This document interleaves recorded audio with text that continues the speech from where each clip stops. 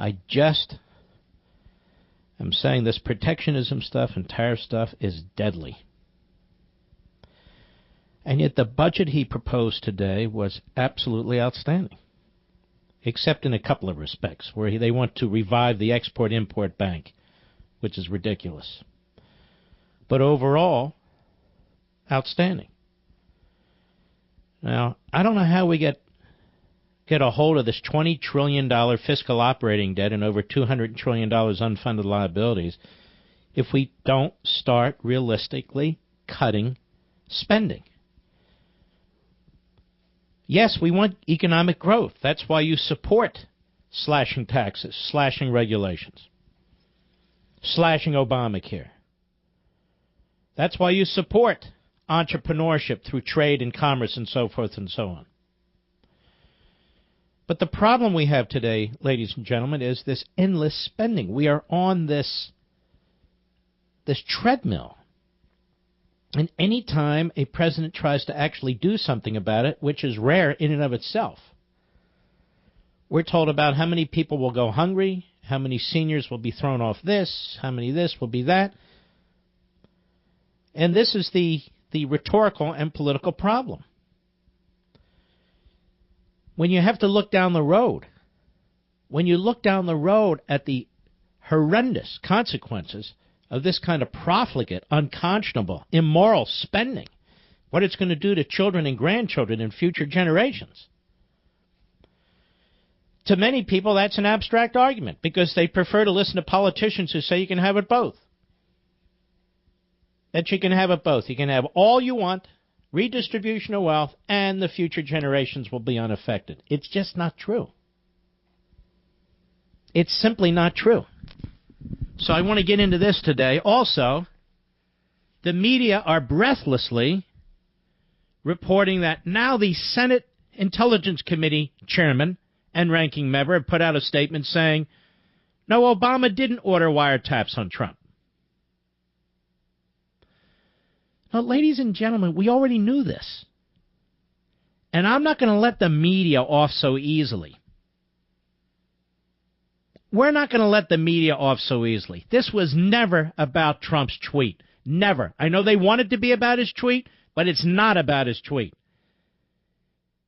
It's about investigative, criminal, and intelligence activities, how information was gathered on and whether Trump and his people, his enterprises, banks, whatever it was, based on leaks into the media, and what steps were taken by the administration, the Obama administration, prior to Donald Trump being inaugurated. We already know some of them, and we're not going to let go. We're not going to let go. The only reason this investigation is taking place now by both of these committees is because of you and me. The only reason. We have a right to know if police state tactics were used. All the reporting up to a few weeks ago suggested they were. Then they reversed course. Oh, there's nothing here. Move along, move along. No, we're not moving along. We're not moving along at all. I, for one, would like to know on what basis some of these investigations were triggered. Based on what? I would like to know what the White House staff knew that they were spreading around before they left office. What intelligence information? I would like to know what happened with the FISA court in June and later in October. I would like to know what their application said, if anything. What the warrant said in October, if anything. And the fact that these chairmen have come out and said what we already knew is of zero consequence. None. So we are not going to let up on the media, and we're not going to let up on this issue. Because it's one of two things, essentially, that happened. Number one, there was never any collusion, as they say, and yet these various departments and agencies, either directly or through the back door, conducted investigations anyway. And number two, information was shared with the White House. It clearly was, according to the New York Times. Well, what was shared with the White House, and on whose say-so? So we're not going to let up on this. Don't let them fool you. We don't live in their reality. We live in the real reality, okay? Don't let them fool you. They're not going to fool us. So they can, we found out finally, once and for all, they said, okay, great, we already knew that. I never even said that on my Thursday radio show, period. And I watched some of the president's interview with Fox, with Tucker Carlson. And he said, look, I looked at that New York Times piece on January 20th. I watched the Bret Baier show. I think he's talking about when Speaker Ryan was on there. And I drew my conclusions that way. And, the word wiretap had quotes around it. Wiretap means more than physically tapping wires. I knew exactly what he meant, and so did all of you. But here we play this game. But we're not going to play the game. We're not going to play the game. This is a hiccup. Now we want to know more. Now let's talk briefly, if we can, about this budget. I know it's boring, but it shouldn't be boring. Their proposal is a significant increase in defense spending, a significant increase in spending on the Department of Homeland Security, significant increase in spending on the Veterans Administration and so forth. In other words, things the government is supposed to do. National security, domestic security, our veterans, and so forth. Significant cuts at the EPA. Do you know about half of the EPA's budget is grant giving? Did you know that?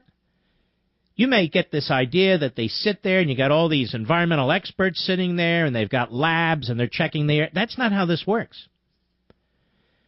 They give billions of dollars to nonprofit organizations, most of them left-wing, billions of dollars to universities and colleges to advance their agendas. These universities and colleges and these left-wing groups, they have to make application, and of course they give it mostly to people who share their left-wing agenda. So half, maybe more than half, of the EPA's budget is redistributing monies to their favored third parties. That's pretty damn outrageous. But let's discuss this briefly. Let's discuss briefly what's going on in this country in terms of spending, okay? I've mentioned this before, but let's underscore it today, because what you're not hearing in any of the discussion about the Trump proposed budget is the debt. No charts on the debt are being presented. In February of 2015, Boston University professor of economics, Dr. Lawrence Kotlikoff, testified before the Senate Budget Committee about what he called America's fiscal insolvency and its generational consequences. He flatly stated, quote, "Our country is broke. It's not broke in 75 years or 50 years or 25 years or 10 years. It's broke today. Indeed, it may well be in worse shape than any developed country, including Greece." This is his testimony. He condemned Congress for cooking the books. He said Congress's economically arbitrary decisions as to what to put on and what to keep off the books have not been innocent. Successive Congresses, whether dominated by Republicans or Democrats, have spent the post-war accumulating massive net fiscal obligations, virtually all of which have been kept off the books. So Kotlikoff explained that the real debt picture is far worse than the federal government admits. Now remember, this is 2 years ago. He said the U.S. fiscal gap currently stands at $210 trillion. The size of the U.S. fiscal gap, $210 trillion, is massive, he said. It's 16 times larger than the official U.S. debt, which indicates precisely how useless official debt is for understanding our nation's true fiscal position. This is his testimony. He said in 2013, the fiscal gap stood at $205 trillion. In 2014, it was $210 trillion. Hence, the country's true 2014 deficit. The increase in its fiscal gap was $5 trillion, not $483 billion increase in official debt reported by the CBO. So if in 2017, ladies and gentlemen, our fiscal debt, unfunded liabilities was $220 trillion, growing at $5 to $7 trillion a year. It's now $220 trillion. Now, Professor Kotlikoff concluded, what should be obvious to all. He testified U.S. post-war generational policy is accurately characterized as take as you go. Over the decades, Republican and Democratic Congresses and administrations have taken ever larger amounts of resources from young workers and transferred them to older retirees. The resources taken from the young and given to the old were called, in the main, taxes. Taxes. The young were effectively told, don't worry, we're calling these resources taxes, but when you're old, you'll receive massive transfer payments that more than make up for what you're paying now. Thus, there is a colossal transfer of wealth, not yet created by younger people and future generations, to our generation, ladies and gentlemen, which will doom America's children and grandchildren if left unabated.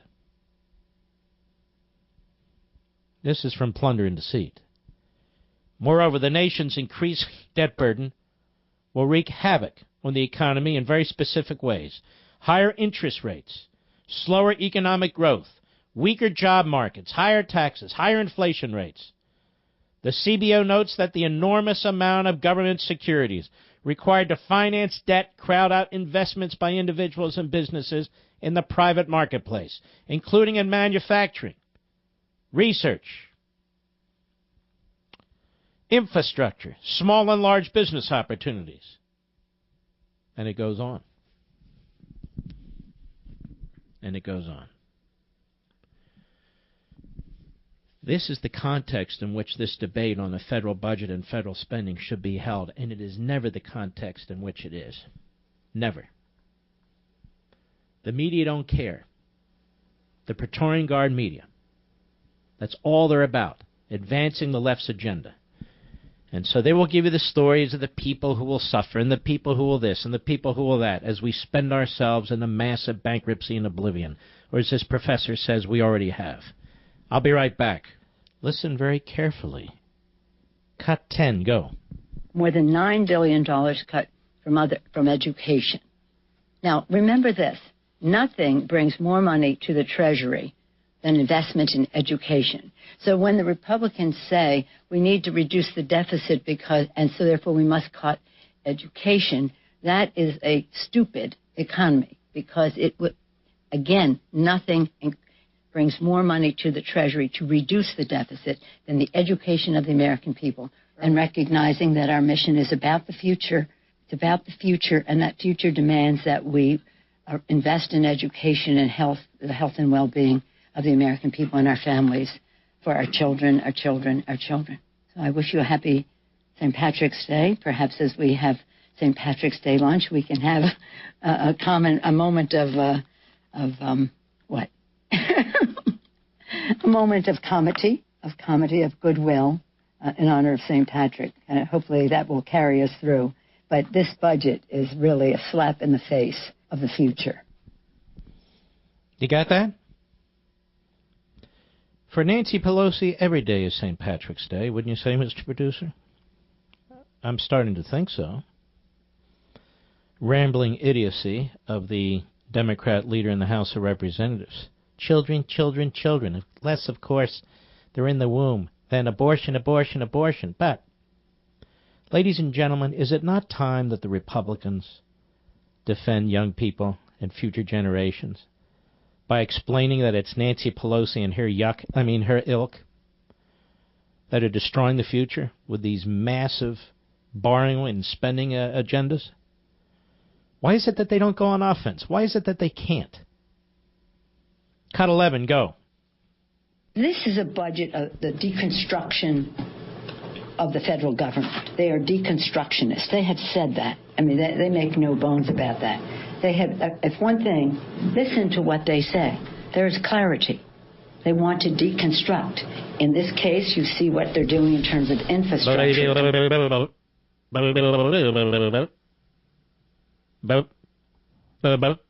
Go ahead. In the case of Speaker Ryan, he had in his budget over and over again. That Mr. Producer, I don't mean to put you on the spot, but let's find our mumblers, please, because I feel like our mumblers are more coherent than Nancy Pelosi, certainly when it comes to this. What is the job of a radio host? What is the job of a radio host? Well, there is no job description for a radio host. Pretty much, at least for the company I work with, you're free to be what and who you are. That's not true with all radio companies, by the way. One in particular that shall go nameless, at least for now, where they browbeat their hosts to take a particular position. But I can tell you, where I work, I've never talked to the CEO of Cumulus, never in my life.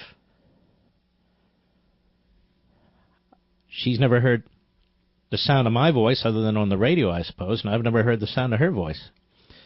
Same with the CEO of Westwood One, which is a wholly owned subsidiary. Same with her. I don't even know what their political views are. I just know they're extremely supportive of this program. I have absolute latitude to run this program as I choose to run this program. There are people who are in this business, who are out of this business, who seem to think that their show is solely, if not wholly, about them. It's not. That's backwards. It's about your audience. If you don't respect your audience is going to go away. That doesn't mean you and your audience will always agree on all things. The audience is made up of millions and millions of people, you folks, and you may have different views than other people in the audience. But if you're not interesting, if you're not substantive, if you can't tell a joke, if you can't be real, if you're a fraud or a phony, you're going to lose your audience. And you should. There's one creep who can't hold a job in radio, who runs around going on who has sold out, who doesn't meet his standards and so forth. I don't know who this loser is. Pops up at talk show events, can't hold a job. He knows nothing about me. Zero. And yet the liberal media turn to him to critique me and others. I also do not believe that going through a gestalt round of interviews and so forth with liberal media is honest. Because that suggests to me that you're seeking, what are you seeking? You're seeking some kind of acknowledgement from them, now that you're trashing yourself and your audience, that, okay, you're a good guy. You really are a good guy. We're sorry. We misunderstood. I can tell you for myself, there's none of this kind of thinking. There's no positioning. There's none of it. Mr. Producer, open your microphone. You didn't even know I was going to get it. How long have you been with me now? Oh, we got about 14 years. 14 years. And I've been doing this, what, 15 years? Yep. Okay. Have you ever known me to say, I need to do this and do that, to position myself, to get my audience to do this, to try and increase ratings? Have you ever? Tell them the truth. Not once. Have you? No. In fact, have I not said to you sometimes, well, I'll take a hit, but I got to say what I got to say? You do that a lot. I do it a lot. All right, thank you. And Rich is the greatest executive producer. Loyal, smart, competent, great guy. As is Mr. Call Screener, Charlie. But when you're on the air 3 hours a day, 5 days a week for the most part, you can't fake it. And if you do fake it, the people know you're a faker. It's different than dancing and singing and being a comedian or doing magic tricks. You can't hide. You can't hide. You either have it between the ears or you don't have it between the ears. And you either have a heart and soul for this or you don't have a heart and soul for this. It's not about the host and what the host wants. The host has to be himself, or should be, has to be herself, or should be. But you decide. You decide. And by the way, that's like everything else. Like everything else. So I'm pointing this out because Mr. Producer will tell you, Mr. Call Screener will tell you, my family will tell you, the executives in this company will tell you. I come to this microphone with the absolute desire to convey exactly what I'm thinking and exactly what I'm feeling, sometimes more articulate than other times. And if I or you are struggling with something, you'll know that too. One of the things that I've tried to do with this program is take my show and hopefully this industry in a bit of a different direction. I don't really talk about that. But I decided, you know what? At least from my perspective, this is an incredible format. And for me, an incredible opportunity to convey really important things. To engage in really important things. To be more activist rather than passive. To use this as a format to spread liberty, at least to understand liberty, and our history, and our heritage, and certain philosophers, and certain founders, and so forth and so on. Nobody viewed talk radio that way, or very few people, as I understand it. And yet, to do that in a way which isn't so preachy and so repetitive as to become boring and monotonous. So I'm only pointing this out right now because, well, you have a right to know. Because there's others out there, they're on I don't know what they're doing. They find some local hosts in Wisconsin who's on the attack. Guy has spent years as a rhino behind a microphone, and now he's on the attack. There's a guy who can't hold a job over at Mediaite, a vile, poisonous punk, makes allegations.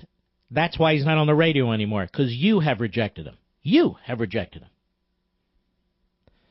Others going around apologizing for who they are and what they were this year, last year, the year before. Well, just be yourself. And I would tell this to everybody, not that you need me to lecture you. It's always important to be yourself. And if you need to improve yourself, improve yourself. We always do, right? But be yourself. Don't be a phony. And let the chips fall where they may. But on the other hand, don't go out of your way to piss people off. Don't go out of your way to turn people off. Because you will. You'll succeed. Respect your audience. Respect if you're in business. Respect your customer. Respect the consumer. If you're a politician, respect the American people. That's what it's about, in my opinion. That's what it's about. Now, I take on issues that most people, many in this business, would think are monotonous. If I talk about John Locke, if I talk about Alexis de Tocqueville, if I talk about Karl Marx, if I talk about some of the progressive intellectuals, Crowley, as an example, or get into those things. Most people wouldn't touch it. They just soon do laugh tracks and go through the websites. I got it. I understand. And that's okay. That's what they do. But I respect you. And I think, at the end of the day, you're sick of all that giddy, goofy, gossipy talk. By the way, not that everybody does it. I'm just saying. There is a lot of it. There's a lot of it. So that's what this program's about. Having fun. Entertaining. I'm not an entertainer, but entertaining. Substantive. So when you turn the program off, you can say, you know what, I learned something. The guy pissed me off, but I actually learned something. Or maybe I hadn't thought about that. I agree with it. Whatever it is. The other thing is the time slot I'm in, especially on the East Coast, 6 p.m. Eastern live, is the toughest time slot in radio. Many of you are in your cars. You just want to put on some music. It's a long day. You've had a rough day at the office or wherever on the assembly line. Or you're at home eating dinner, and you want to be with the kids, if you have kids or grandkids. Or, depending on the time of the year, you're at Little League, or maybe you're watching baseball, watching basketball, listening to it, whatever it is. This is the toughest time on radio. The toughest time on radio. Because of the competition. Not from other talk show hosts. The competition from life. The competition from life. If I were mid-morning host or afternoon, mid-afternoon, you don't have that stuff going on. You just do at 6 p.m. Eastern Time. And yet, you're here. Millions of you. Millions of you. I'll be right back. Restore constitutional republicanism in the face of everything that's going on. Requires a lot of courage. You all have a lot of courage.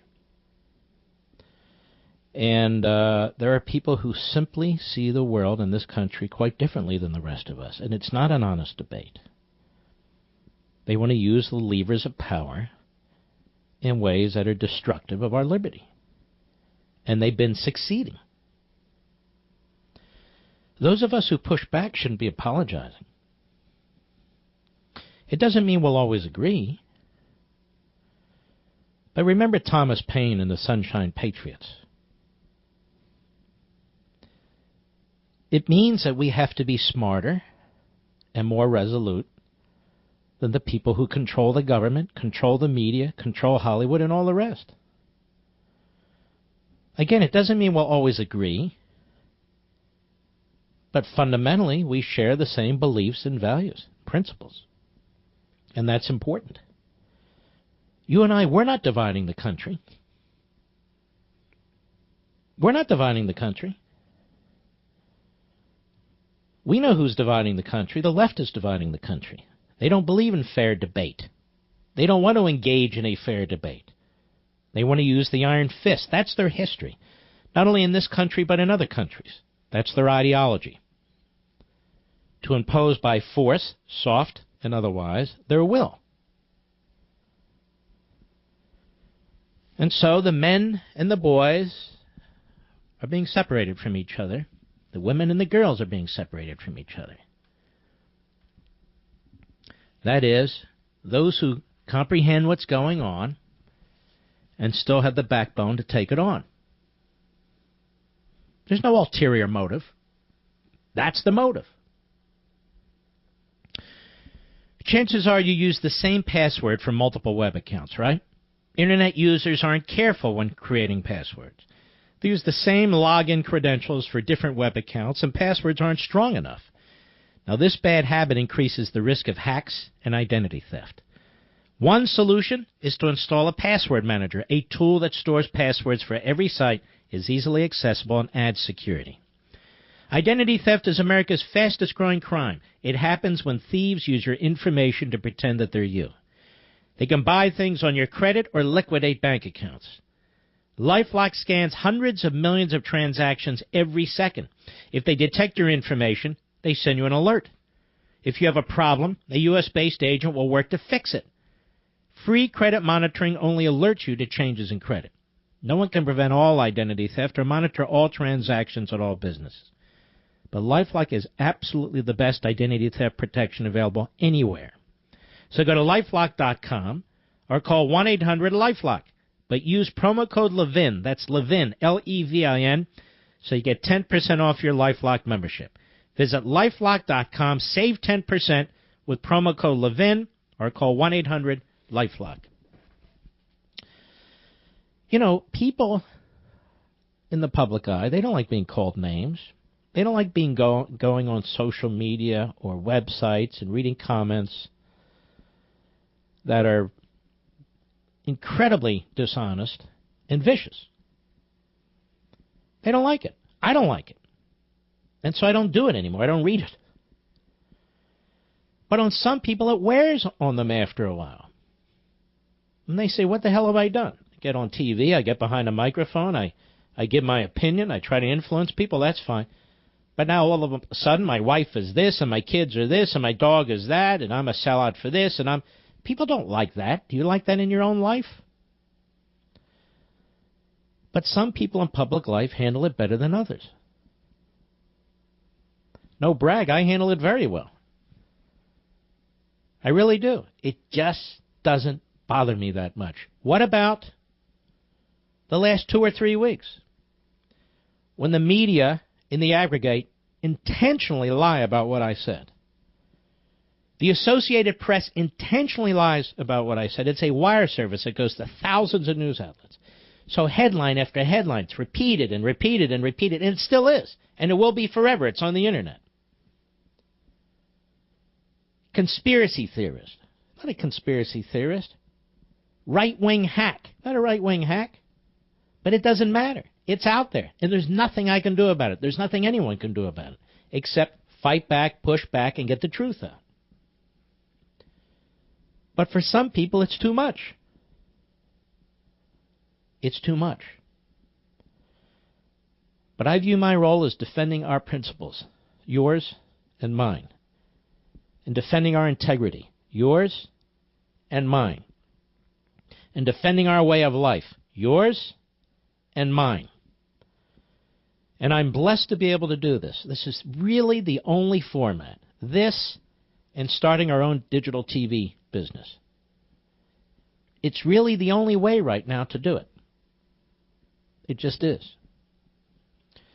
Anyway, the reason I'm commenting on this isn't because of...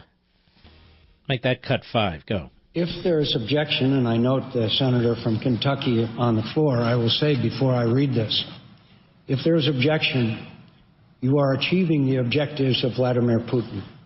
You're achieving the objectives of trying to dismember this small country that has already been the subject of attempted coup. I have no idea why anyone would object to this, except that I will say, if they object, they are now carrying out the desires and ambitions of Vladimir Putin, and I do not say that lightly. Mr. President? Senator from Kentucky. I object. Objection is heard. Mr. President, I note the senator from Kentucky leaving the floor without justification or any rationale for the action that he has just taken. That is really remarkable. That a senator blocking a treaty that is supported by the overwhelming number, perhaps 98 at least, of his colleagues, would come to the floor and object and walk away. And walk away. The only conclusion you can draw when he walks away is he has no argument to be made. He has no justification for his objection to having a small nation be part of NATO that is under assault from the Russians. So I repeat again, the senator from Kentucky is now working for Vladimir Putin. I yield the floor. Working for Vladimir Putin. Okay. Rand Paul on the Morning Schmo. That's fair enough with respect to whether Montenegro should be in NATO. That's a debate that can be had. but they're both wrong, in my humble opinion. John McCain has a very radical view of foreign policy, and I don't believe in the radical interventionism that he preaches. On the other hand, Rand Paul is very much the isolationist, even though he would deny it. He is. He is a chip off the old block. I am not a code pink Republican, nor am I a radical interventionist, and I don't think most of you are either of those either. And yet these are the two wings within the Republican Party. You can have a very prudential view of foreign policy, muscle up the United States military, which we absolutely must do, recognize there are real threats that we face, which there absolutely are, recognize that it's not American, quote-unquote, imperialism or colonialism or interventionism that is the cause of so much destitution and genocide in the world today. Quite the contrary. So I reject the code pink republicanism, and I reject the John McCain radical interventionism, as I believe most of you do. But that doesn't mean we shouldn't be, prepared for anything and everything.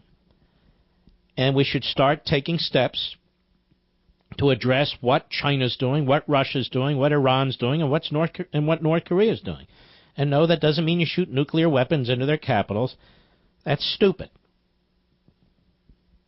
But it does mean you develop strategies with your allies to address them.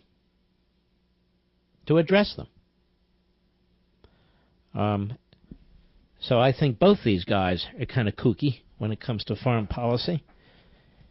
But I do find McCain in particular, even more than Rand Paul, very problematic. He takes cheap shots all the time. On Cruz, on Trump, on Rand Paul. I think some of his positions have been very, very troubling over the years. McCain-Feingold, his attack on free speech. His position on immigration, very troubling. Leader of the Gang of Eight. I have a very long memory about these things. During George W. Bush's presidency, early on, he talked about not balancing the budget on the backs of the poor, and he opposed many of the tax cuts early on in the Bush administration. John McCain's been wrong an awful lot about a lot of things. And he doesn't really like to debate. He likes to go on liberal media and take shots, and that's what he does. And there ought to be term limits. There ought to be term limits for guys like him and guys like Orrin Hatch. Orrin Hatch wants to run again. Orrin Hatch will be 83 when he runs. Orrin Hatch lied to the people of Utah last time around when he said, and he said it to me, and he said it to you, that this would be his last term. Well, Donald Trump urged me to run, so I'm running. Really? That's pathetic. You're running because you're a liar. And not only that, you're a pretty poor senator. You're a pretty poor senator. I remember the early days, Senator Hatch, when you were in the Senate, fighting for the right things. Now, you're just part of the wallpaper. You go along. You don't want to disturb the filibuster rule, the hell with the Constitution. Yeah. Well aware of you. And then you got McConnell there. Everything's dead on arrival with McConnell. Guy doesn't take a leadership position on anything except attacking conservatives. And I've done what I can to fight him. Now this Trump budget, most of which I support, not all of it. I don't believe in reviving the export-import. I don't get that, this corporate welfare stuff. Well, it's pro-American, making America great again. No, it's not. Capitalism is pro-American, making America great again. Entrepreneurship is pro-American, making America great again. Competition is pro-American, making America great again. Low taxes, low regulations, that's making America great again. Yes, and this Export-Import Bank, which has now been killed off John Boehner tried to defend it. The Wall Street Journal, in many respects, tried to defend it and so forth. Finally killed off, and now they want to revive it. You watch. There'll be bipartisanship for that, just like with the infrastructure spending. And the President of the United States, no doubt with our buddy Steve Bannon's prodding, keeps bringing up Andrew Jackson. Andrew Jackson, who destroyed the economy. And it fell into the lap of Martin Van Buren. Why don't they bring up Herbert Hoover? Herbert Hoover was a great protectionist. Herbert Hoover put the biggest tariff regime in place of any president in modern history. Why don't they bring up Herbert Hoover? Why are they talking about Andrew Jackson? Professor John Eastman was on this program, and he explained Andrew Jackson vehemently opposed federal infrastructure programs and vetoed them. So the parallel isn't Andrew Jackson. Excuse me. The parallel, if that's the road they're going to take, is Herbert Hoover. I'm also confused about other positions that have been taken on trade, quite frankly. Buy American, they tell us. Buy American. You know, when you buy a car, a Chevy or whatever, it's not all American made. Parts are made overseas in many cases. The rubber comes from overseas in many cases. Remember that story, I Pencil? Just a pencil. How much is involved in terms of material, in terms of production, in terms of transportation, all the countries involved, all the workers here and abroad involved in just making a pencil? Well, multiply that times 1 million, and then you have the making of an automobile. All the material doesn't come from the United States. So when they say buy American, what does that mean? Even if you want to buy American, how do you buy American? Do you buy American oil? How do you buy American oil? You buy an American car because it has an American label on it? But all the elements of a car are not American made. And what do we mean by fair trade? What does that mean? I'll tell you again, we have over 12,000 tariffs in place. We've put them in place, not because of fair trade, but because of politics, through and through. Some senator or some congressman wanted to protect this, that, or the other. Why do we have a 350% tariff on tobacco? Why do we have a 150% tariff on peanuts?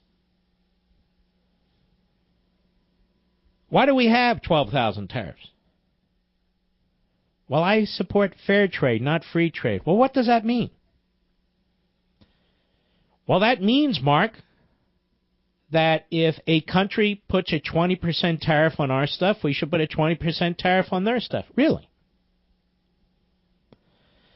Now, of course, when somebody exports into our country, they have to pay state sales taxes for those states that have sales taxes. But wouldn't fair trade also mean that whatever regulations that we put on our businesses, whatever regulations, environmental, affirmative action, minimum wage, whatever it is, doesn't that mean that should apply to the employees and the businesses overseas? Then we have true fair trade. Wouldn't it be better to have free trade agreements so they open up their markets and we can open our markets? Because the American worker is the best worker on the face of the earth. Isn't that how you level the playing field, quote unquote? I only bring these things up because I think they're necessary. If I don't bring them up, nobody else is going to bring them up. We say we want fair trade. Well, if we want fair trade, we have to reduce the imposition of costs, taxes, regulations on our domestic industries. That's how you create fair trade. So our guys have a chance. So our gals have a chance.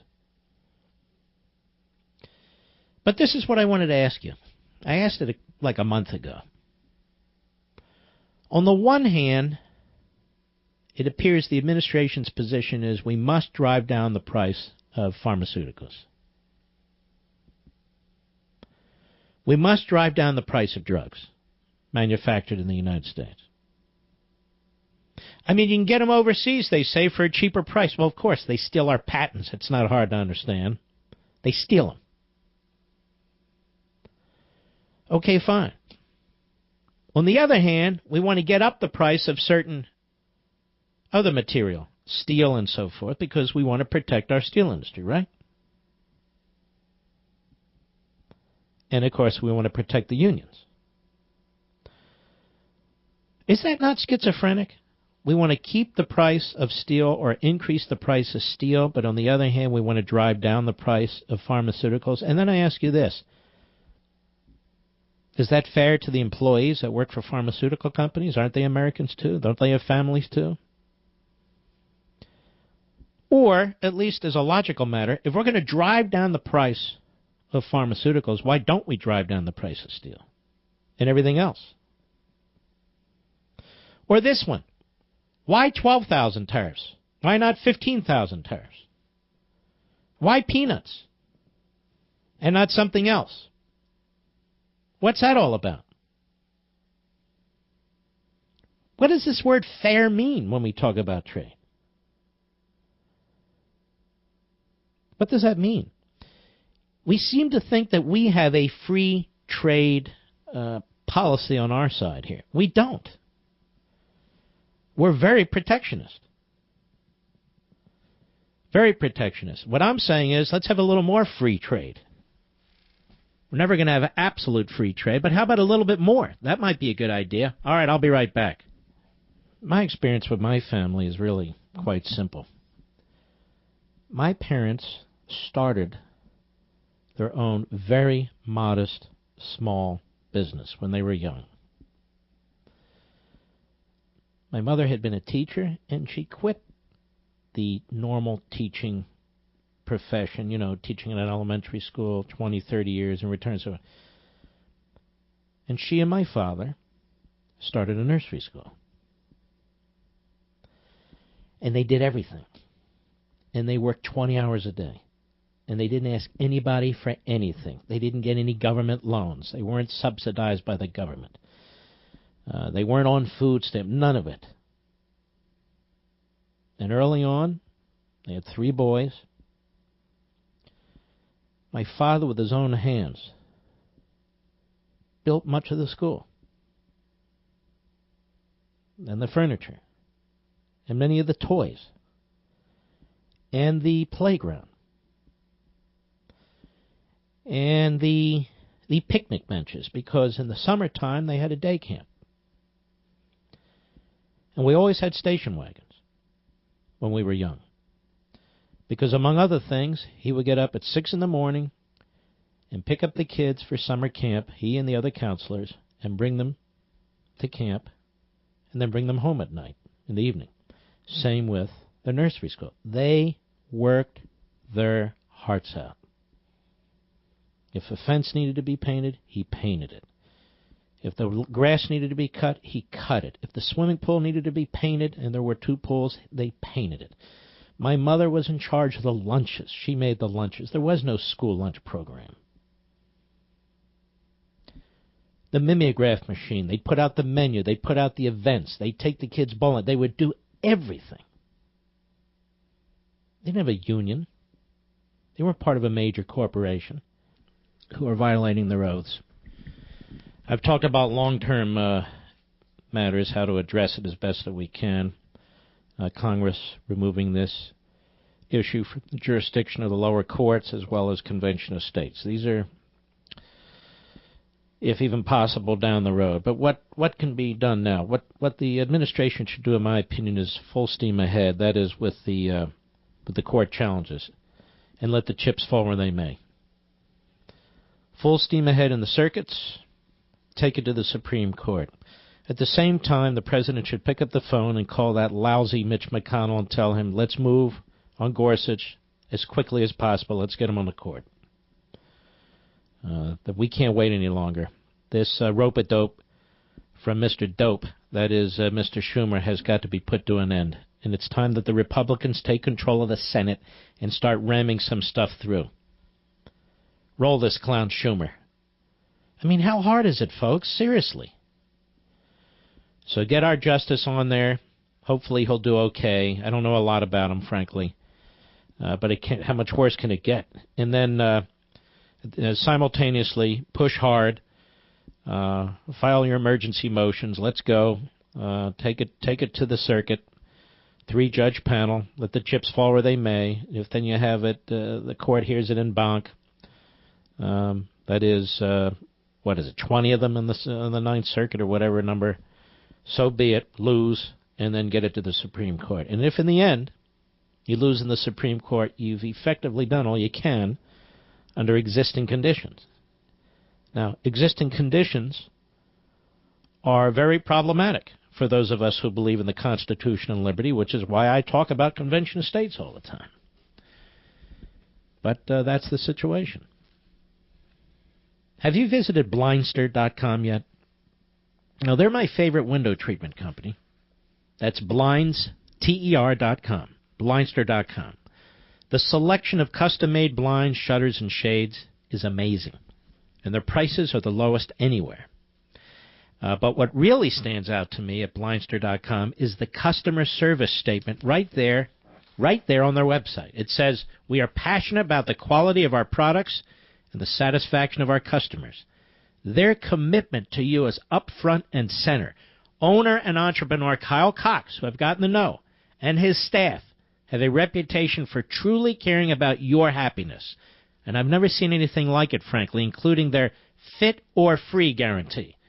That means even if you accidentally measure incorrectly, Kyle will remake your blinds for free. You only pay shipping." Now, I love entrepreneurs like Kyle who put customers first, simply because it's the right thing to do.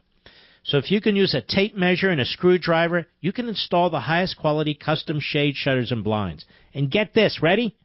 You get a whopping 35% discount when you enter promo code MARK, my name. Promo code MARK at checkout at Blindster.com. That's blinds, TER.com. Promo code MARK. Get your 35% off. Mr. Producer, I have had, as you know, all-night difficulty with my computer, with AOL, with the call screen. Who do we have on our call screen that you think I should speak to? WABC, Daniel, Edison, New Jersey. Go. Hi, Mark. I'm a big fan of yours. I just have 3 words to say, and that is Men in Black. Everyone needs to read Men in Black. My first book. Is that your first book? It's the only book I have. My first book. It's an amazing thing. You know, you hear people scream that the judges are terrible. This book you actually understand why. You understand where judicial review came from. You understand where they started, taking the crowbar to the Constitution.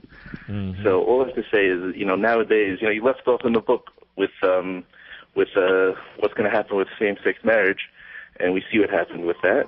And unfortunately, I was right, wasn't I? Yes, it was quite prophetic, I have to admit. Not that I have to admit. Look at the immigration chapter. Same thing. Yes. The courts have nationalized the immigration issue. They have nationalized these cultural and social issues.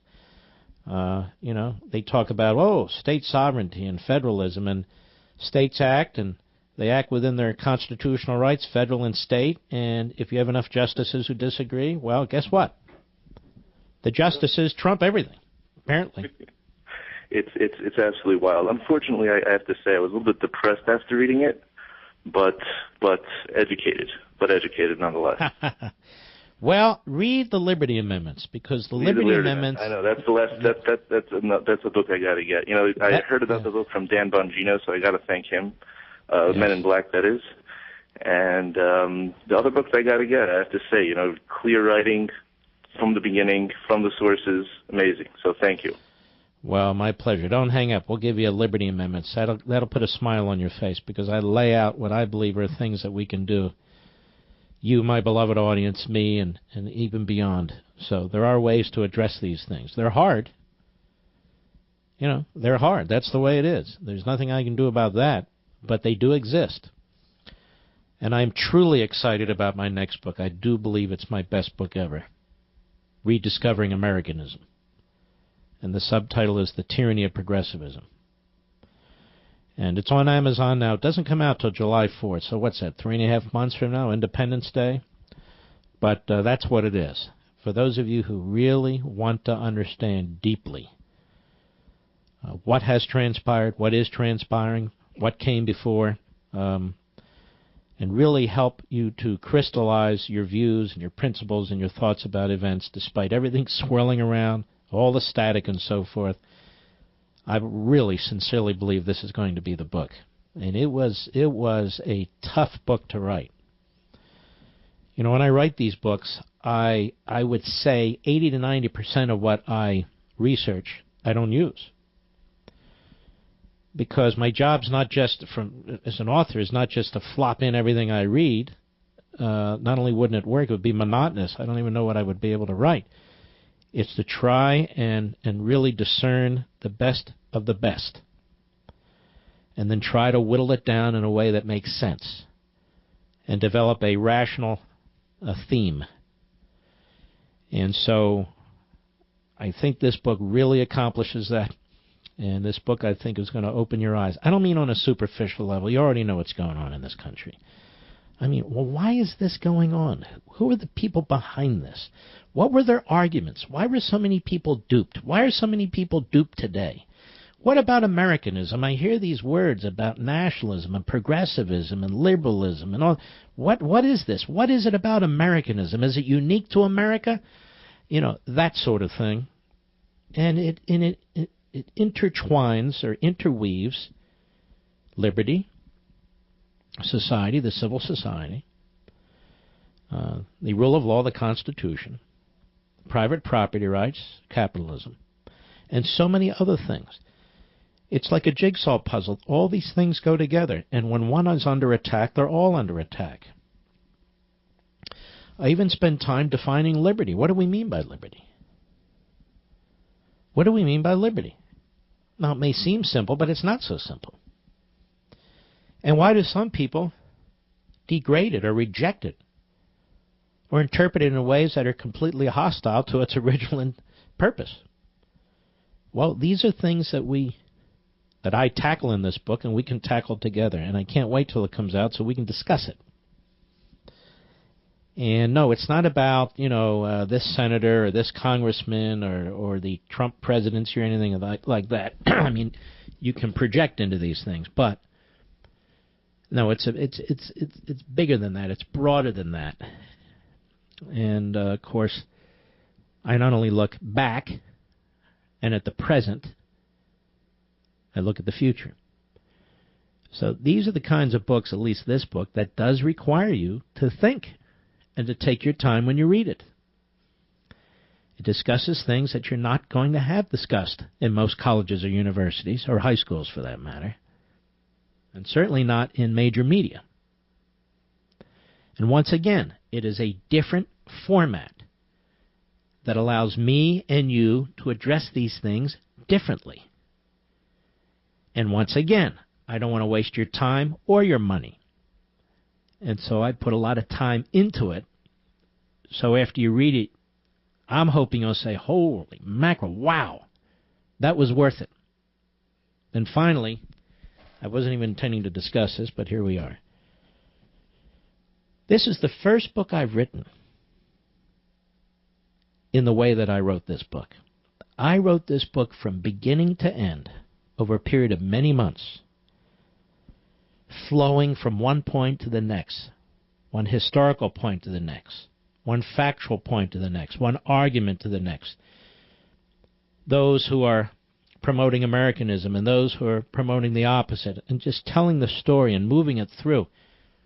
And it wasn't until I finished that I went back and broke it into chapters as best as I could. Because people want starting and stopping points when they read. All right, I'm done chapter 1, done chapter 2. I even said to my publisher, I said, I don't know that I'm going to have any chapters.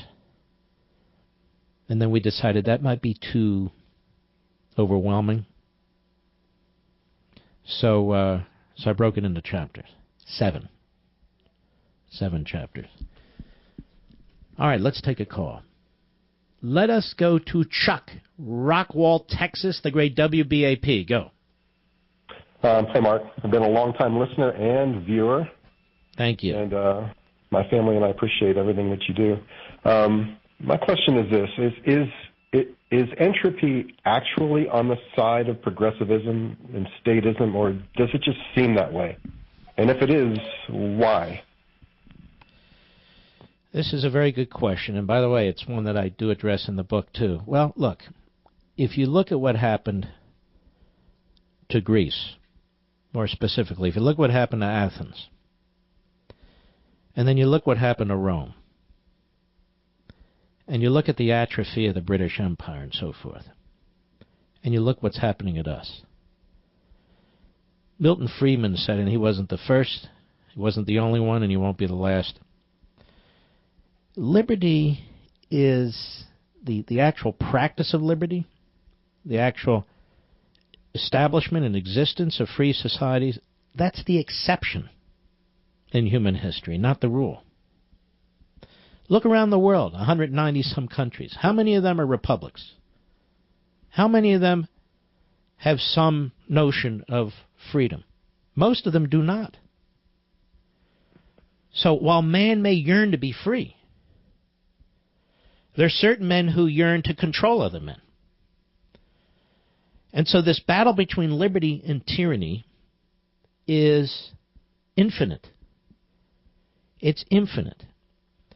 And to answer your question, yes.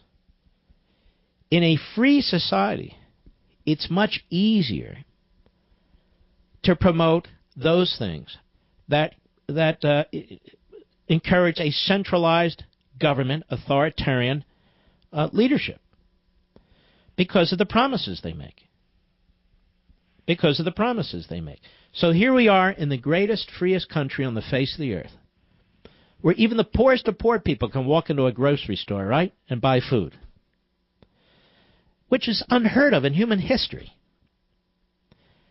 And the debate is about inequality, and the debate is about jealousy, and people are angry. Some of them are even violent.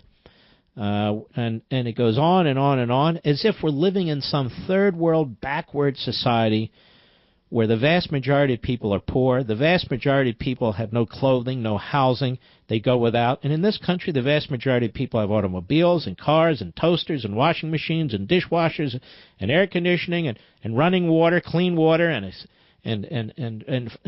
running toilets and so forth and so on. And so when you're preaching tyranny to people who really are living better than any people have ever on the face of the earth, and you're preaching promises, utopian statism, I called it in Ameritopia, it's alluring to people. It's alluring to people. Because the more equality we have, the more every little slight or every little difference is magnified. Have you noticed that? Absolutely. And this is part of the problem. Anyway, Chuck, thank you for your question. Excellent question. I'll be right back.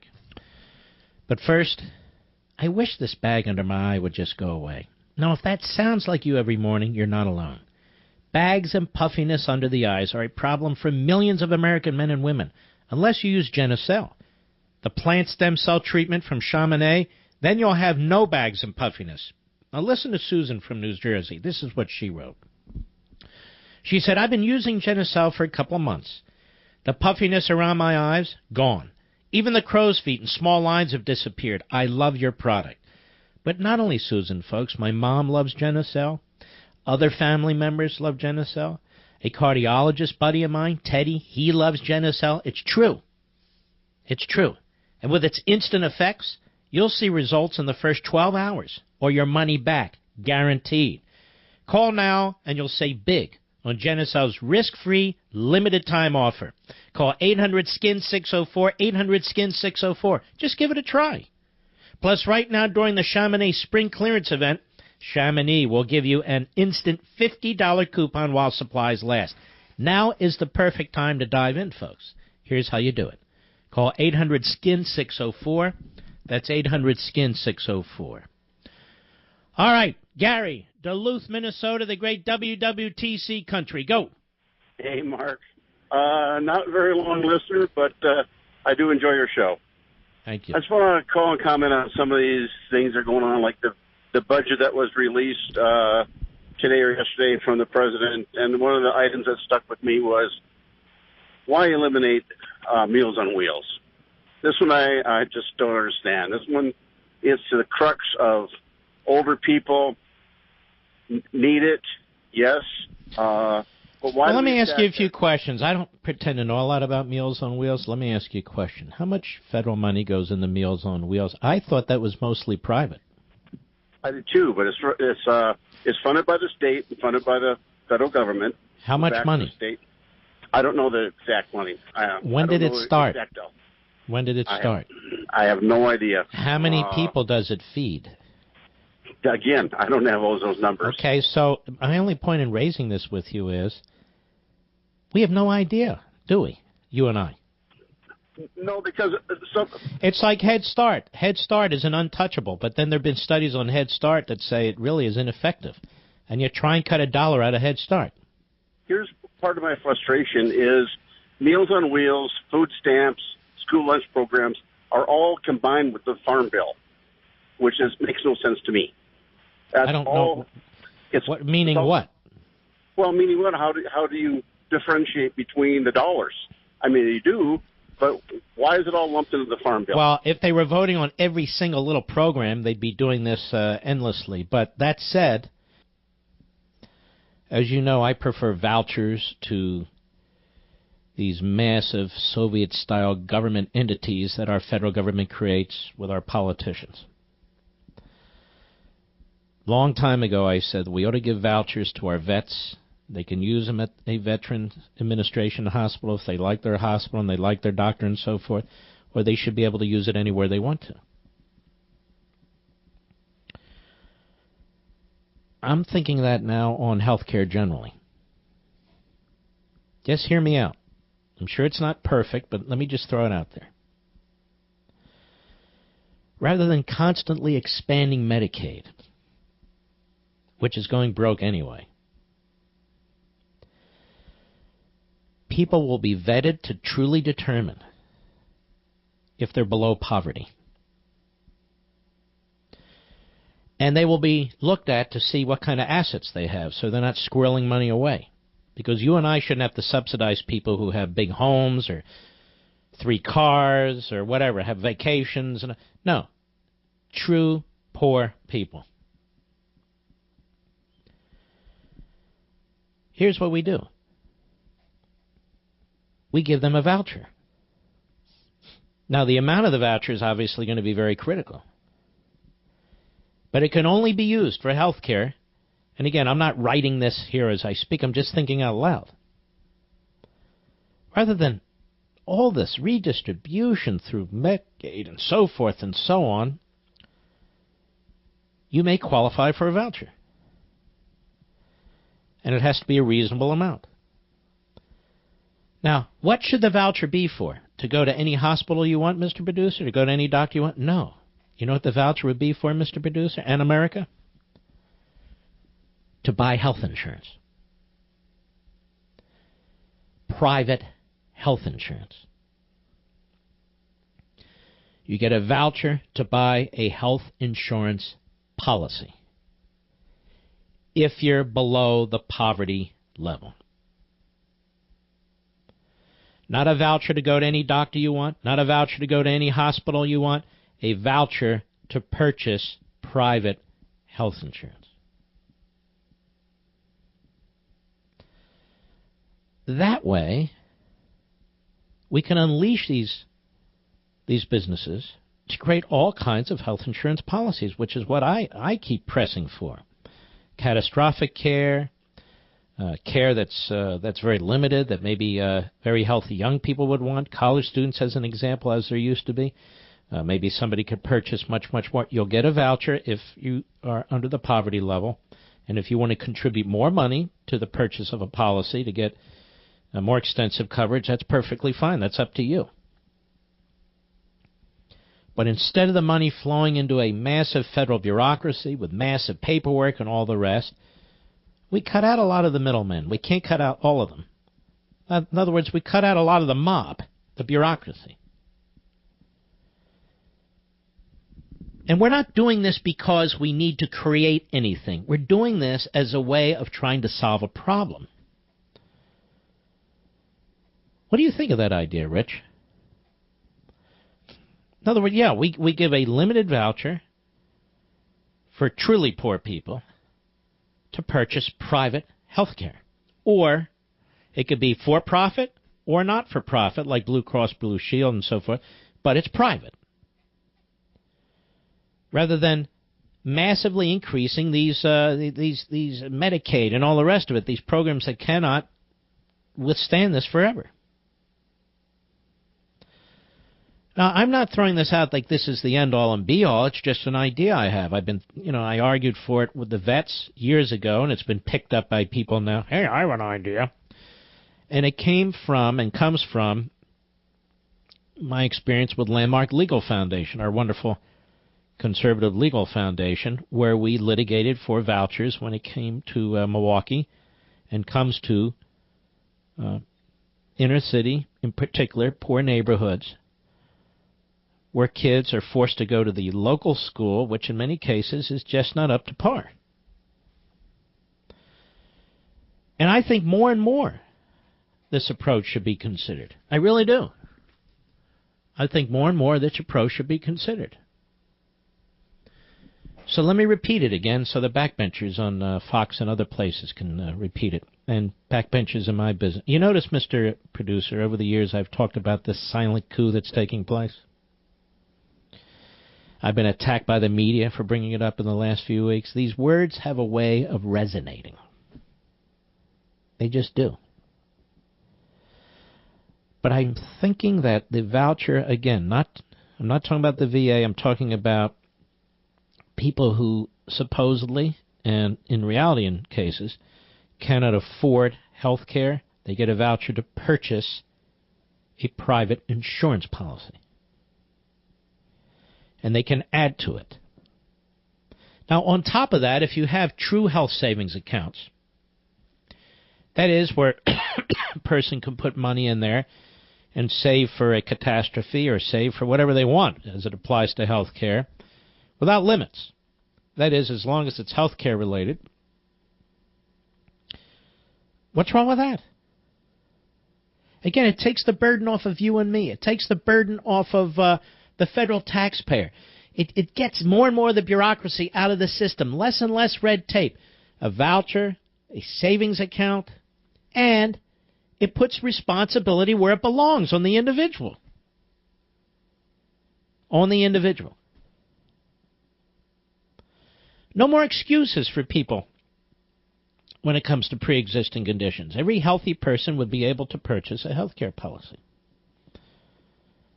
Now, I'm not saying you get rid of the employer plans or this plan or that plan. Fine, keep all that stuff. I'm not even talking about that. I'm talking about this 20%, this 20 million, this 5% or whatever it is of the population. That's what I'm talking about. Addressing that. And so I'd be curious to know what you think about that. I'm sure there are holes in it, but to me it's, I think, a very useful starting point. Lynn, Las Vegas, Nevada, on the Mark Levin app. Go! Hi. Oh, God, I can't believe I got through. Yes, I was listening to your Medicaid idea, and I think it sounds excellent. I think it reminds me of what the way the education vouchers are being used for. So, yeah, why not? And you should talk about this a lot. You really should. Yeah, where people would buy policies in the private sector, for-profit, non-profit, they could make their own choice, buy whatever they want.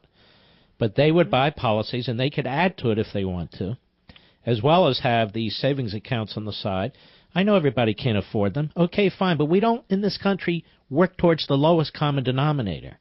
We want opportunities for all people. And it seems to me, again, it takes the burden off of other people, other taxpayers, the federal bureaucracy, and it's more direct. I think I will talk about it more. All right, Lynn, I appreciate your call. We'll take a little early break here so we can have a longer segment. I'll be right back. Hi, Mark. I love your voucher plan. I read in the Wall Street Journal recently that people on Medicaid, their health outcomes are no better than people who are uninsured.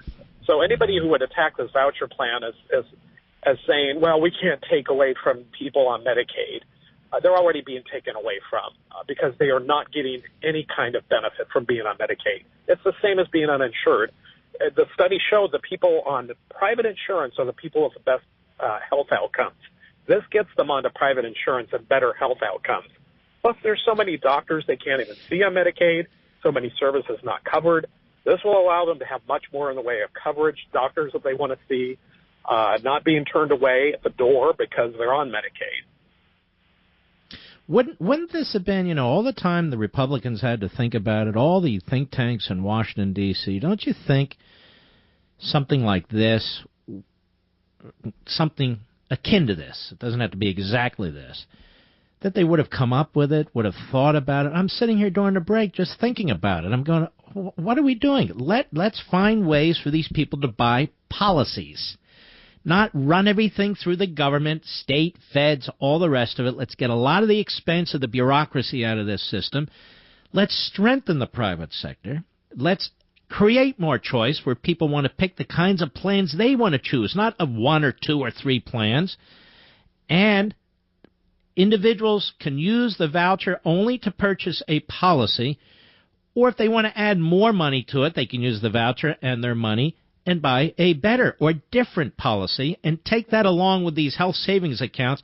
The Republicans are proposing a health savings account. It's capped, and you can only buy the kind of policies that the government approves. Why is that? Well, the establishment... It's my money. Why can't I buy whatever the hell kind of policy I want? Yeah, and especially, they'll look at it as an attack on Medicaid and fail to tell people that Medicaid really is not doing anyone any good. Well, rather than defending Medicaid, we should defend health care. Health care. Medicaid is a thing. It's like the golden calf. Anyway, that's Mike. The problem. All right, thank you for your call. And Mike is right. You've got an entire bureaucracy built around this. Politicians who have invested their futures on this. They'll talk about, you're privatizing Medicaid. Well, no. We are helping poor people purchase health insurance policies so they can get quality health care, and so the federal taxpayer doesn't go broke. Now, it's true that the federal taxpayer, you and me, are going to be subsidizing these purchases. But there'll be less subsidies involved, less government involved, and more private activity involved. That's the bottom line. Let's go to David, Emporia, Kansas, Sirius Satellite. How are you? Pretty good. How are you doing tonight? All right, my friend. Hey, I'm an avid listener to your show when I can anyway. Thank you. Been listening to it for a long time, and I've always heard your idea about your healthcare savings accounts and everything like that. No. The healthcare savings account is not my idea. I agree with it, and I would expand it. What I'm talking about today is a voucher for truly provable poor people to purchase private health care rather than all this Medicaid stuff. Right. That is, they buy a health care policy. Right. And my whole thing was I've never really heard, it could have happened, but I've never really heard anybody call in that's actually stated that healthcare savings accounts work. And I'm one of those people. So I guess I wanted to call in and just prove to people that it can work in the right situation. Tell us about it. I am 28 years old. I work on a wind farm down here in Kansas. And the way my policy works, I'm 28, I'm single, I don't have any kids. I would like to think I'm in relatively good health. So I don't really have a massive need for an expensive health care plan. Well, through my company I work for, we have an option for a high deductible health care plan, which runs me about $16 a paycheck. Well, because I elected that, I'm eligible for an HSA. So what I decided to do was I took the difference between what I'm paying for my high deductible plan and what I would have been paying for the middle of the road plan, And that's the amount I put in my HSA every month, or every paycheck. Which is about how much? I'm just curious. About $45. Okay. And then on top of that, my company matches $20 of that, I believe, every check. Mm-hmm. And I did the math over the course of the year, combine what I'm putting in and what they're matching. At the end of the year, I will have enough money in that account to pay said high deductible if I need to. Mm-hmm. Like the math absolutely works. And for someone like me who doesn't go to the doctor all the time, or hardly ever for that matter, it works great. Mm-hmm. Now, I understand there's people out there with families and whatnot that's just not applicable for because their needs are different. But I'm just incredibly Yeah, thrilled. but so what? I mean, which is your point? Look, everybody can't buy into an IRA. Okay, so what? The point is you want to have options for people who have different lifestyles or in a different parts of their career. Absolutely, you're absolutely right. My parents, for instance, my dad was diagnosed with congestive heart failure. They lost their insurance 2 months later. This is after Obamacare, by the way. Mm-hmm. Lost their insurance 2 months later. Was basically forced to sign up under the marketplace. They were still paying, after subsidies, they were still paying roughly $700 a month for my dad and my mom. Then they got a letter in October informing them as of January 1st, their Obamacare policy no longer was going to exist. And at this present time, they're still shopping, trying to find something that the closest. And they're not alone. And they're not alone. I've heard about these sorts of things, and I have a family member that's about to face a similar situation where you have to pray to God that there's a policy out there that covers certain expensive medicines or certain types of diseases and so forth and so on, because these insurance companies are pulling out. They're going broke. Mm-hmm. And that's There's the problem. no question about that. My dad has 5 or 6 years left till he can get on Medicare. Mm-hmm. But he can get on Medicaid, can he? Well, he could, but I mean, we're out here. We don't really. I mean, See, we're not. What I'm saying is this: it's not a perfect. There is no perfect system, but if we could provide vouchers to people who are truly poor, the private healthcare market will expand enormously. If the government would stop telling insurance companies what kind of policies they're allowed to offer, there'd be all kinds of different kinds of policies at different levels for people to afford and so forth. And on your HSA, health savings account point, we should encourage it while people are healthy, while they're making money, just as we do with the pensions, to put money into these plans, into these savings accounts. And so, like in the case of your father and your mother, $700 a month, if they had been able for 20 or 25 years to put some money away in these accounts, that would be far more affordable, wouldn't it? Oh, absolutely. All right, my friend. Excellent call. Very sharp guy, 28 years old. Yes, competition works. It's not inhumane. Fresh ideas work sometimes. They're not inhumane. All roads to compassion don't lead to Washington, D.C. In fact, many of them don't. In fact, misery leads to Washington, D.C. She was in a mess of trouble, and the IRS was aggressively pursuing her. So Tisha called my friends at Optima Tax Relief. That was a smart move. The Optima team quickly protected her, stopped the threats, stopped the aggressive collection actions, and went to work solving her tax problem.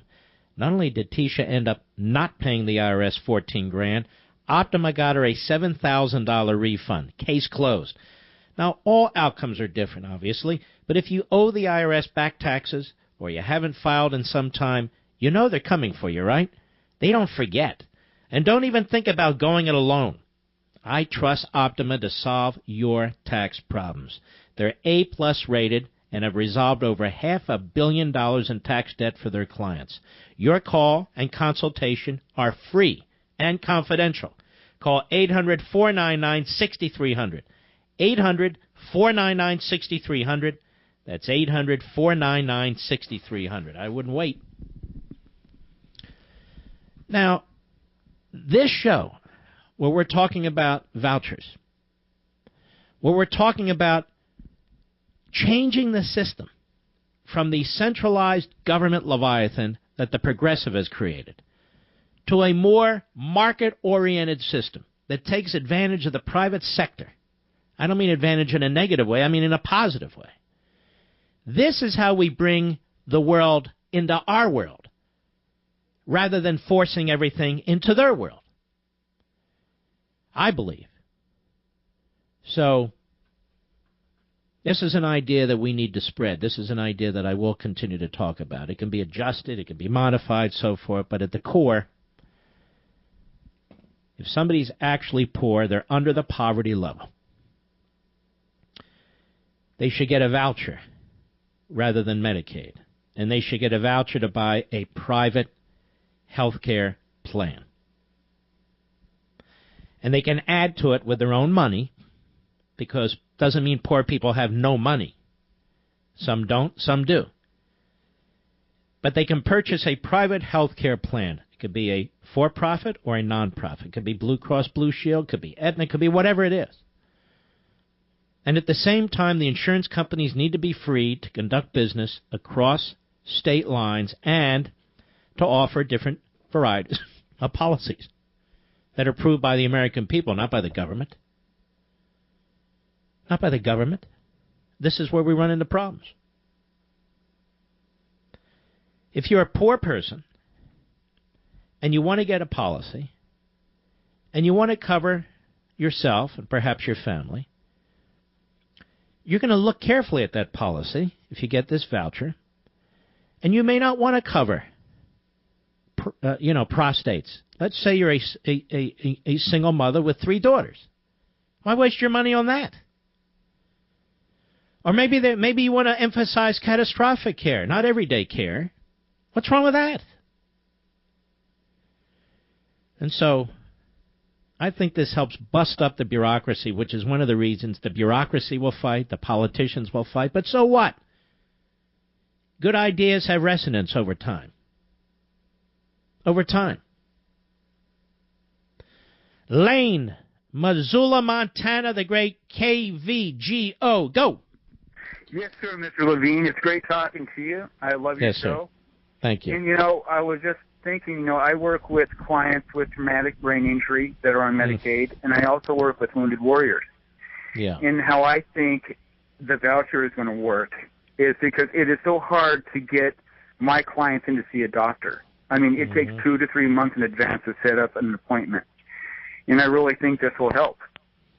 Because these are the people. And I'll tell you what else I think, Lane. We ought to encourage the graduation of more doctors. I'm watching as people try to become doctors, how difficult it is. Now, we want people, that go through the ringer. We don't want substandard medicine. But that said, I'm not talking about substandard medicine. I'm talking about really a bottleneck. It's so tight. You have really good students who get really good grades and get really good grades on that long medical exam that they have to take, and they can't get into medical schools.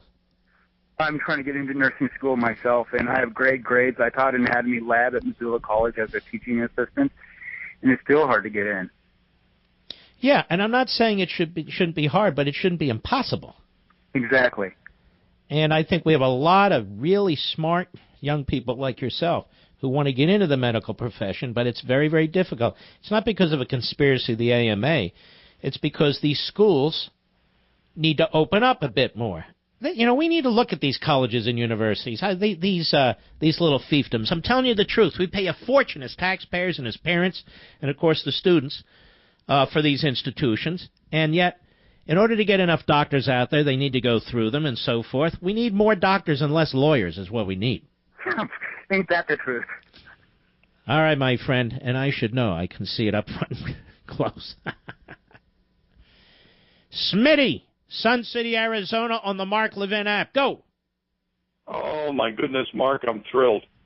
Thank you. In the last month, I've talked to Mark Stein, Larry Arnn, and now you. This is incredible. Isn't that amazing? I've read your book, Plunder and Deceit. I've read Ameritopia. I've got a question for you on this Trump stuff that's coming out now. which is outrageous. The budget? These judges.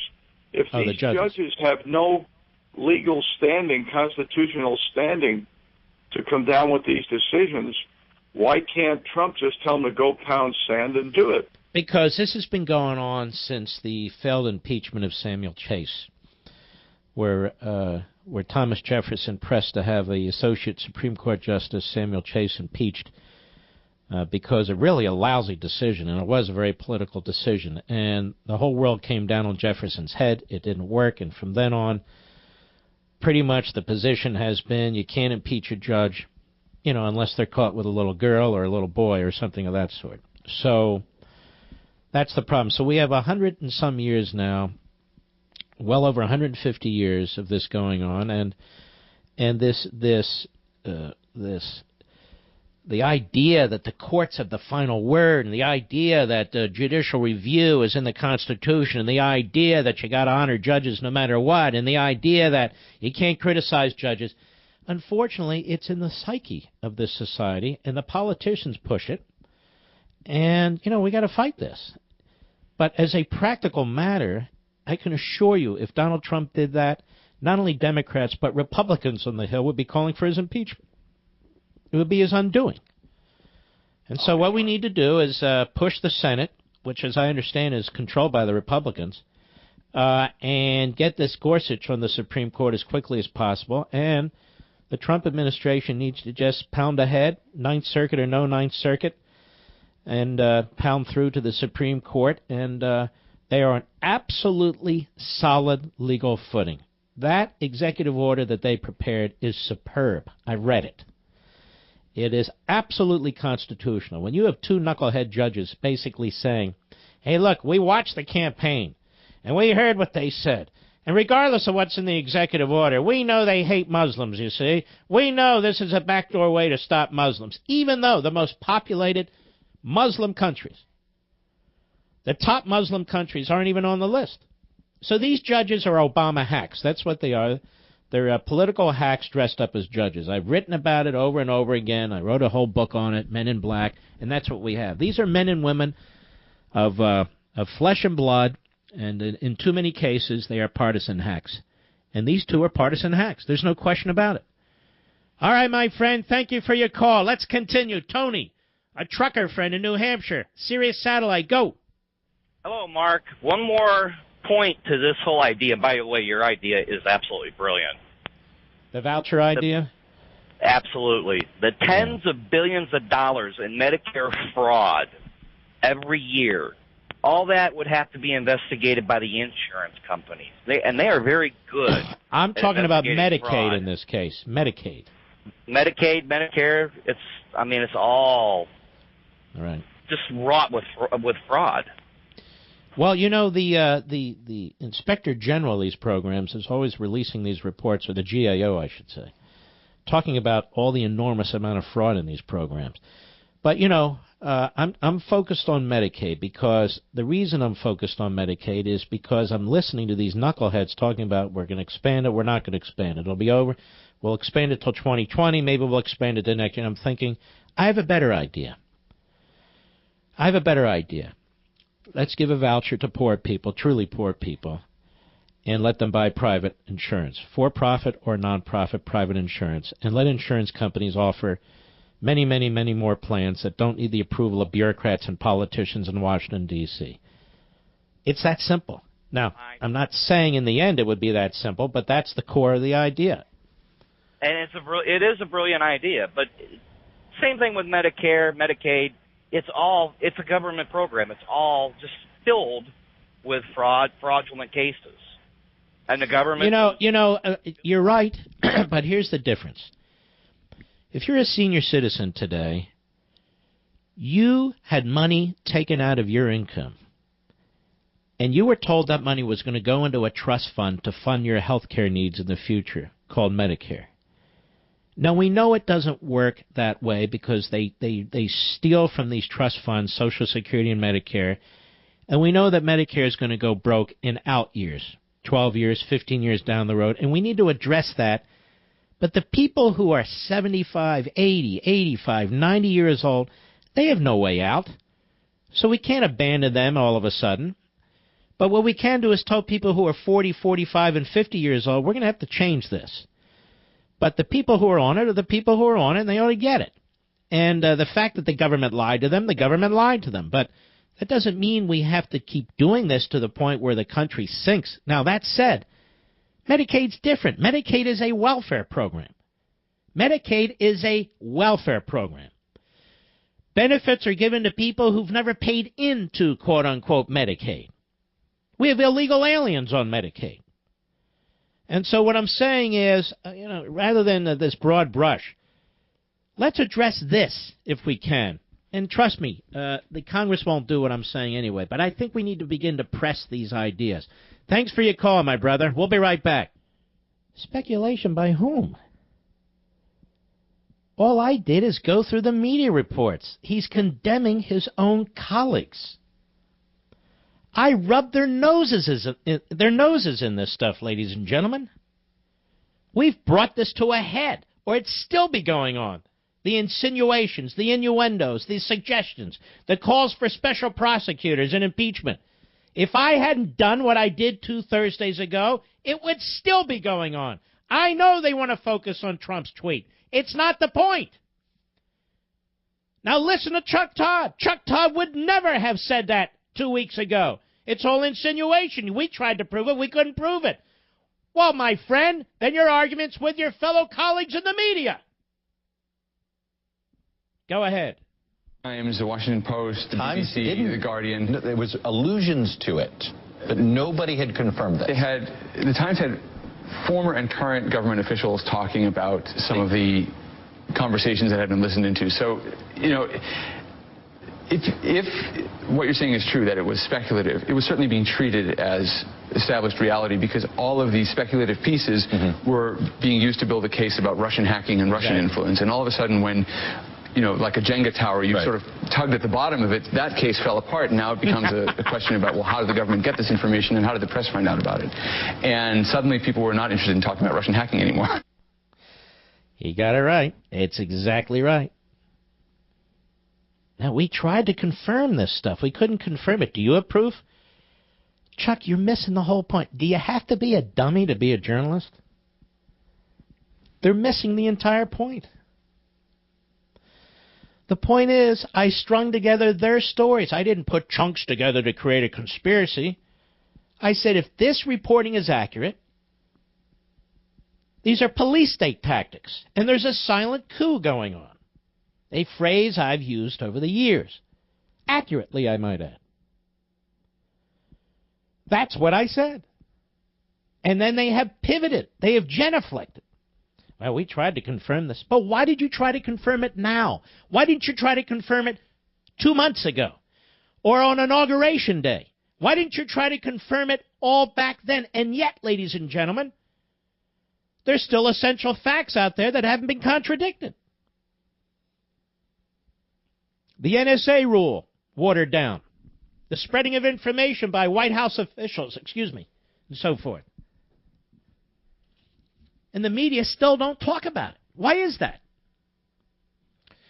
I want to spend a minute on why Hillsdale College is relevant to your life, even if you don't have a family member in college. Hillsdale helps all of us know how critical liberty is in every aspect of our lives. They can help you really understand that a nation and her people thrive when there's economic freedom, and how our government is uniquely formed with the express purpose of protecting the dignity and worth of every human being. For instance, there are very few institutions that dedicate their entire existence to helping us think through these things. The schools don't. The mass media certainly doesn't, but Hillsdale College does. And my dear friend, Dr. Larry Arnn, president of Hillsdale College, one of the nation's great experts on the Declaration, and I might add, Churchill, knows you hunger for truth, and that our republic and way of life depends on American citizens, starting with you becoming advocates for basic truths. No matter your age, it's never too late to learn. You can learn through their free online courses, free subscription to Imprimis, and local free Hillsdale events. Here's what you do. Go to levinforhillsdale.com. That's Levin for Hillsdale.com to see how Hillsdale can help you pursue truth and defend liberty. That's levinforhillsdale.com, Levin, Levin for Hillsdale.com. In the end, I would think the media would thank me, Mr. Producer, for helping them sort this all out, for reminding them what their job is supposed to be. I would think in the end, Chuck Todd would do an entire show thanking me for my show 2 Thursdays ago. Otherwise, his humiliation would be continuing to this day. Now we have the media, ladies and gentlemen. They can't do enough stories on. You can't prove that Trump had ties to the Russians. You can't prove that the government was investigating Trump or his people or entities. You can't prove. It's amazing, isn't it?